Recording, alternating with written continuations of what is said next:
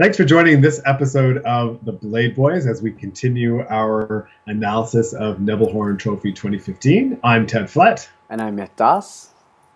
And Myth, this was the debut of the short dance and free dance of the world silver medalists, who were thorns in the sides of Canadians Caitlin Weaver and Andrew Porget all last season. Very good rivalry. That was a great rivalry. Yeah, it was good. As the New World Order sort of fell into place with the exits of Davis and White and Virtue and Moyer, who have led and, of course, split of the Russian bronze medalists at the Sochi Games. Generally, overall, let's start with the short dance. I was pleased with Chalk and Bates in their short dance. I thought Dark Eyes was and will be a pretty strong vehicle. Mm-hmm. I gotta say, when the music first came on, and it was Dark Eyes and almost the same music as Sasha Cohen skated to in 2006, I kind of thought, ooh, this was Sasha's signature tour de force short program. Is this really the music you want to pick to set yourself apart? Just because it just embodies Sasha so much that I think it makes it will make it difficult for Chalk and Bates to get their fingerprints all over that short dance. That said, she skates it, both of them skate it, but her in particular has great pizzazz, feistiness, and panache, and I thought they did a good job. Apparently they scrapped Sleeping Beauty music, which was their original waltz, just because they couldn't get the cuts quite right, and I think they made a good pick with Dark Eyes. Yeah, I think it was a great pick for them. They showed a lot of energy, a lot of feistiness, which we always love to see in their short dance, and I think it's probably, we're gonna kind of talk about it a little bit, but it's an unconventional choice for a waltz. I mean, you can get away with a waltz as long as it's in 3/4 time, like 1 2 3, 1 2 3, or whatever. But Dark Eyes, I never really even thought of it as a waltz, and they performed really, really well. They had a nice, clean pattern of the Ravensburger with some really nice flowing deep edges, and that was pure textbook. And I thought that was the highlight actually of that short dance, and especially towards the end, in practice, they've actually done that even better. I think they've sold it even better in practice, and they're kind of saving it for the season to build. But they delivered a really strong short dance, and I think it was a big contrast from what we've seen from them last year. I love the gypsy styling. I love kind of Madison's little mannerisms, and Evan does a really good job at supporting her and also getting into it. It looks like they're really having fun with it, and I also love performances that don't seem like you're trying to compete, but they're actually enjoying themselves. Their elements were really good. They got high levels on almost all of them. I think their twizzles could have been a little bit better synchronized, but again, it's early in the season and you're getting accustomed to the program. But what I really want to talk about, other than their short dance, was their free dance. And their free dance, again, to, I guess, a number that a lot of people know, Rachmaninoff's Concerto Number 2. Rachmaninoff. Yes, which they're number 2 in the world, and they're skating to number 2, but they're going to number 1. So try following that along. It's a natural progression, right? They're trying to go for number 1. They're trying to make it Concerto Number 1, right? So. Yeah. But I wasn't a fan of their free dance last year. I thought their free dance last year was kind of okay. Those 4 leaps, the 4 leaps that she takes at the end of that program were girl, stop jumping. But I gotta say, at the end of the season, I was kind of looking forward to them. They were jubilant and animated, and she was selling that program like nobody's business. So, but anyway, sorry, go on, Matt. Yeah, but I think this program was a really great side of them. It was very much a softer, refined side of them. And I hope this is a trend where after Papadakis and Cicerone winning last Worlds, it seems ice dancers are very concerned with now showing the purity of the sport. There's definitely difficulty, but instead of trying to like cram in content, I think they're trying to ice dancers are trying to make really focus on the aesthetic side of ice dance and making their difficulty look uh, pretty to watch instead of just execute it. And I think that is going to make a difference this season. And we're going to see a lot of ice dancing teams who adopt this more refined, kind of stripped down style. And I think it worked really well for Chalk and Bates in the free skate. I mean, they exhibit really nice edges. They're again they hit most of their levels, and I think they really performed a nice contrasting free dance that can set themselves apart this season. I think last season it was kind of generic, and you could have it wasn't their best effort, but this season it's more passionate, it's more finesse, and I think it's a great vehicle for them. Well, I don't know if I'm picking up what you're laying down because I think Ooh, that okay. she, All right. she, The blades are out. The blades are one out. of the strengths. I don't dislike the program. It might grow on me, or it will probably grow on me. Mhm. I think one of the strengths of that team is Madison's pizzazz, chutzpah, fieriness, and this doesn't show that because, as you say, it's more softer side and it's a gentler, more romantic, evoking program, sort of in the same spirit as Papadakis and Cicerone. You wonder if they looked back and thought, okay, that's what it takes to win the goal, so that's what we need to emulate or exude in our program. But I just think that I'm used to seeing, and I like seeing Madison with the, sa, sa, sa. Like she's just always on. Like I love it. She's sharp. She's crisp. She's expressive. And yes, I think it's good for her to push boundaries and try something new and different. But I miss it.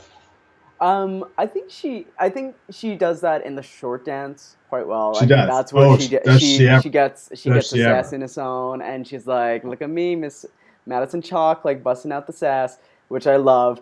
But then in the free skate, in the free skate, like they're being like, "Okay, we already showed that we can be exuberant and fun and feisty, but now we're going to show a more refined side."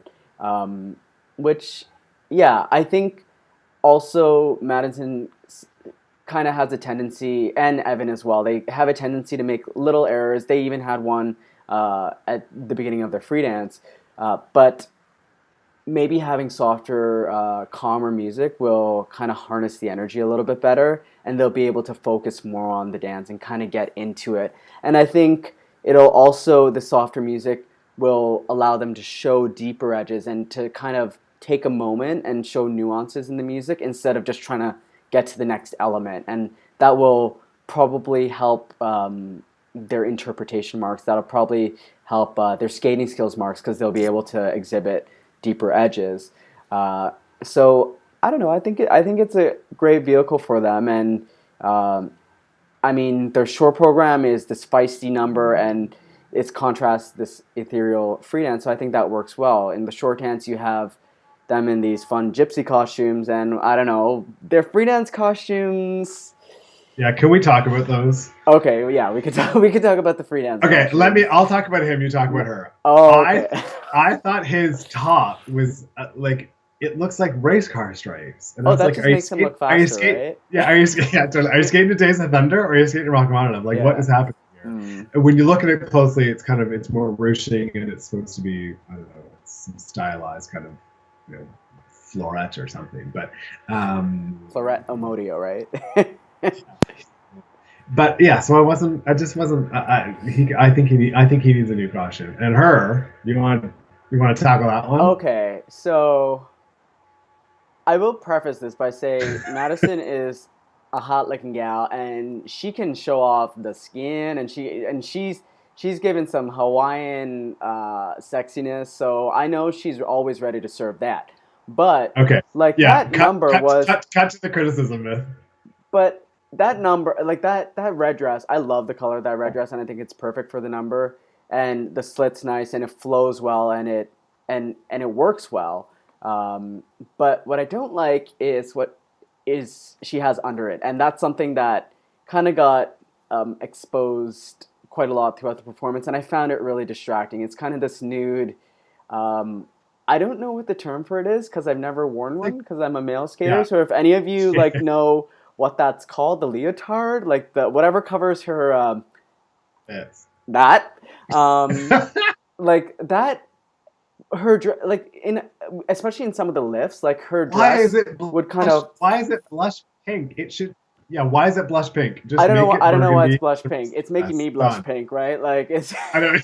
that's that Hello. like I was gonna say Concealer. like Anybody? What's happening? well because normally under that type of dress you would wear something that's like a matching color or dark color with that, but I've just found it so distracting, especially like on their final lift where like her dress literally flies over and covers her face and she's doing the split, and I'm like it's that's not pretty. Like I think if they switch to like a kind of darker color or a richer, like kind of like a wine color similar to the dress, I think that would serve better and be a lot less distracting. And Yeah. again, some of their lifts, they're like the positions, they really kind of accentuate that part of her costume. And yeah, not to sound too creepy, but like Madison, please change that if as some constructive criticism.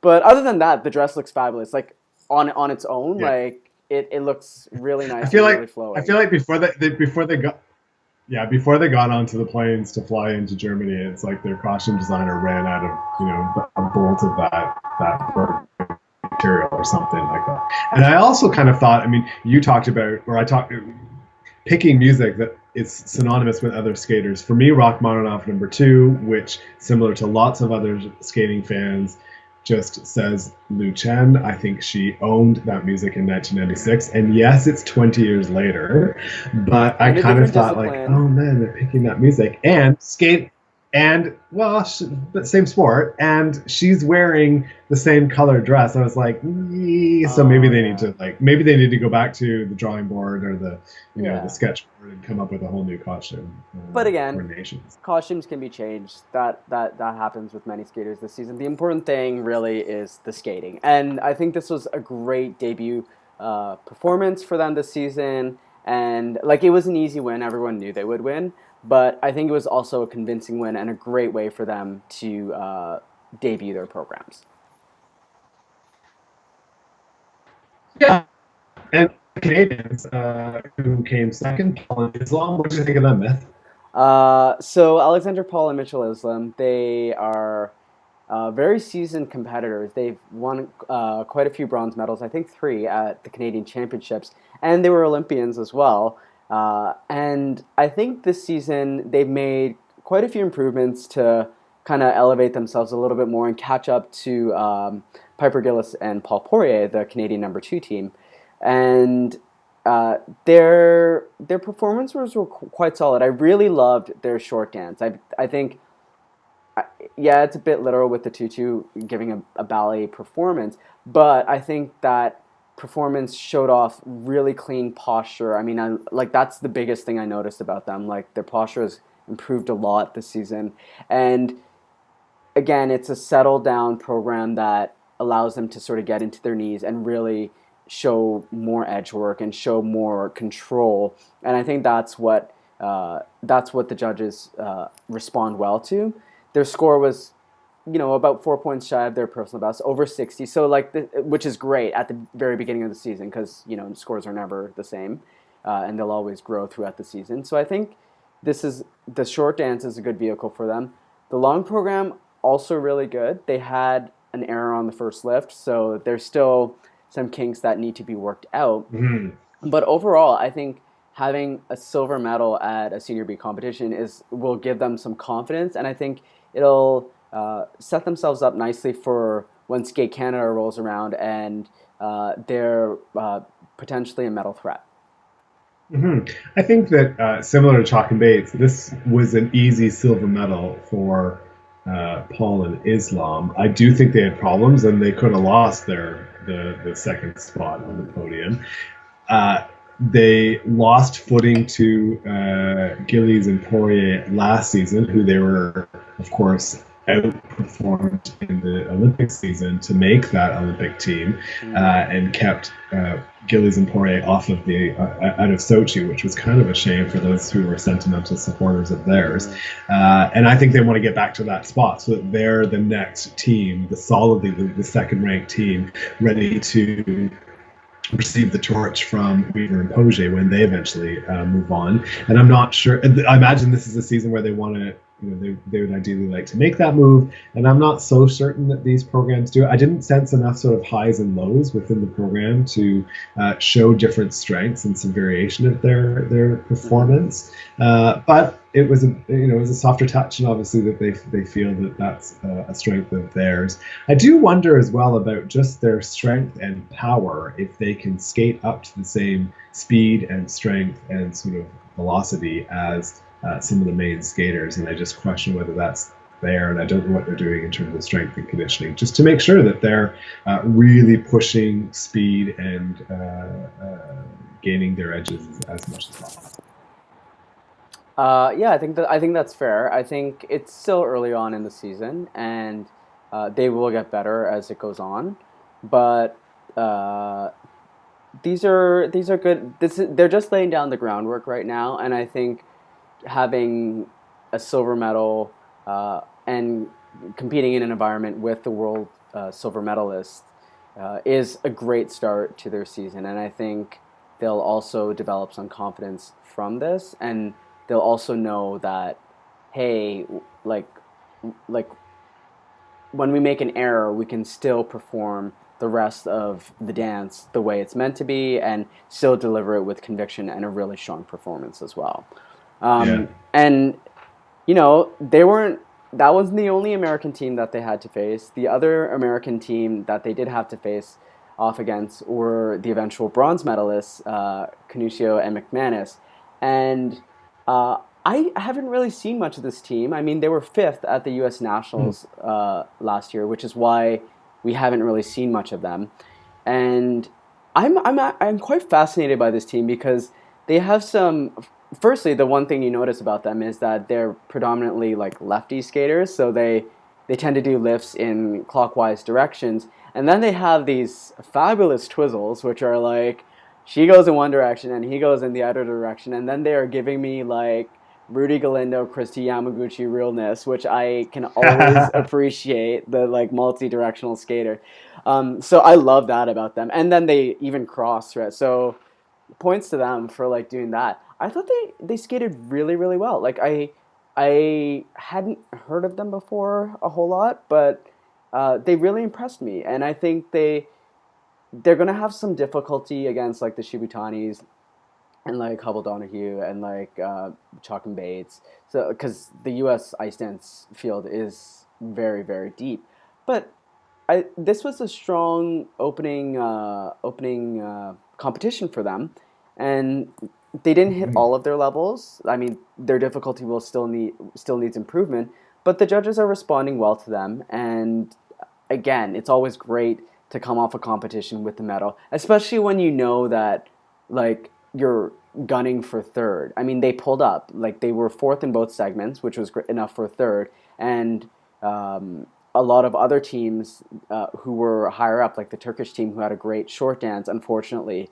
didn't have a strong free dance. And then you have teams like Canusio and McManus, as well as the German ice dance team, Lorenz and Panagiatis. I think I pronounced that right. Hopefully, sorry.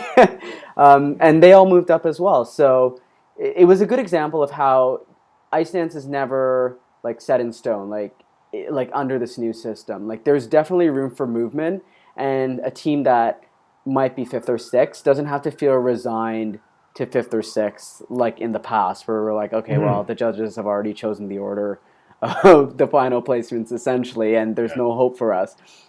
So it's great to see, and I'm sure this U.S. team, well, we definitely saw from their reaction, the kiss and cry, they were absolutely delighted to medal at a Grand Prix, or at a Grand Prix. They would definitely be excited to medal at a Grand Prix, but they were excited to medal at a competition like Nebelhorn to start off their season. Sure. Yeah, I think the last thing I would say in summary, or my observation of the ice dance competition this season, is that in an effort to stand apart, so many skaters have chosen non-traditional, in the short dance anyways, waltz backdrops in terms of music and costume selection. So for those skating fans like myself who were looking forward to waltzes, thinking back to 2003 when it was Borden Kratz versus Lobachev and Avrabrug versus the Russian team Navka Kostomara versus the Bulgarian Stanko Stavitsky. If you're thinking you're going to see Mozart and flowing dresses and men in white suits and tails, so far that has not been what's happening. And I actually think that if a team picked that traditional music, they might actually stand apart because everybody's choosing so much non-traditional. Everyone's choosing so much non-traditional that traditional might actually set yourself apart. And it's not the recognizable waltz. And I don't even think I'm that, traditional or old school skating fan, and I kind of miss that. So I don't know how the judges are going to feel. But anyways, some teams might want to rework their programs. Well, I think part of that is also because the waltz this year is the Ravensburger instead of something like the Golden Waltz, which is very much like tailored to like literally tailored to like coattails and like billowing dresses. So I think I love it actually. I know you love your waltzes, but I think it's great that teams are kind of I wouldn't say loopholing, but like they're sort of interpreting a waltz in a different way and really making it about the rhythm of the waltz, which is important because like ice dance is all about like tone and flow and the ebb and flow of a program, and expressing the waltz rhythm is what teams are doing, but they're doing it to music that they want to do. I think that results in more creativity. Like in 2010, when the original dance was a world theme, so you can choose from any culture. That opened itself up to like some really interesting performances like Davis and White and some really odd performances like Domnina and Chabalin. But the point was when skaters have more freedom. Aboriginal anybody? Yeah, the Aboriginal dance, as we call it. But when it with the little nose kissing at the end, totally, and the little body paint. So awful. But the point is, there can be more creative freedom when these dancers are given less rules, and I think that might make for a more interesting season than if we saw everyone in their waltz dresses. But I know you can always look back and see like Tessa and Scott do their waltz trees, and like you can always there's always YouTube. You can always go back. And apparently, I'm gonna have to. You're gonna have to, right? Maybe for just one season, right? So Well, that really wraps up our ice dance summary of Nebelhorn Trophy. Some interesting storylines that started. Still anticipating the big heavyweights that are yet to come. The Canadians, the French, the Russian teams to see how what programs and vehicles they're putting in. And unfortunately, like we might not get to see them quite yet because the Gabriela Papadakis, she suffered a concussion, so she's out until November. Hopefully, she gets back in time for Trophy Eric Bompal. But and I hear like Caitlin Weaver, she also has like a shoulder injury. I think she has like a torn labrum or something like that. So there's a little bit of scrappiness at the beginning of the season. Maybe teams are really making that push too hard. So again, Chalk and Bates could actually capitalize and get a lot of momentum on against those two teams with them out of the series. But expect to battle. Definitely the Russians. The Canadians haven't withdrawn, have they? Have Weaver and Poje withdrawn? I don't know. Yeah, I only heard about. I only saw on a forum like about Caitlin Weaver's injury, so I'm not sure. I think they're trying to keep it on like the down low. I don't know, maybe like. But gossip at the water cooler. Just gossip at the hot chocolate. It's gossip at the hot chocolate machine. Yes, right. We should make that a segment like what's the hot chocolate, right? So chatter chatter at the hot chocolate. Yes, machine. The hot chocolate chatter. But anyways, if you're a pretty hot chocolate yourself, then, so I've been told. Yeah. You're hot white chocolate. So I'm more milk. You're or more dark, and you're more white. All So the sweetness, none of the stains. oh yeah, I can be a little bit bitter too. All Don't right, let's worry. wrap this thing up. Okay, so thank you for watching our ice dance coverage, and you can check out more disciplines here in some of the annotations. And also, please check us out on Twitter. We are the Blade Boys, and also follow us on Facebook, where we are also coincidentally the Blade Boys. Isn't that Coincidentally, funny? yeah, I know. Funny how that works. And also, Funny. please feel free to subscribe. We'll be trying to come up with more video and more content for you guys. And just keep sizzling and keep twizzling, as we say. Well, until next time, this is the Blade Boys signing off. Bye.